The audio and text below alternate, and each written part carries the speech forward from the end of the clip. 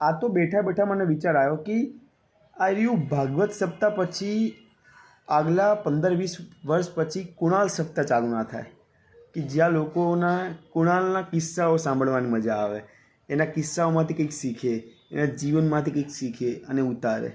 Definitely હું એવું કામ તો કરવાનો જ છું કે એક દિવસ આવશે ત્યારે બોલાશે, બોલો કુણાલ બાપુની જય. ડેફિનેટલી હું ગેરંટી મારું છું. આટલું કોન્ફિડન્સ. ઓફકોર્સ યાર, તમને પોતાની ઉપર કોન્ફિડન્સ ના હોય તો કોના ઉપર હોય? જે મને આમને શીખવાડ્યું હતું, હું આમની સપ્તાહ હજી સાંભળું છું, હજી પણ વાંચું છું. આફ્ટર કેટલા વર્ષ થઈ કહું, 150 વર્ષ સમથિંગ થઈ ગયું, તો પણ એમનું જીવન ચાલે છે. તો હજી મારી પણ શરૂઆત જ છે. એમને તો આઈ થિંક ખાવાના ઠેકાણું ન થાય.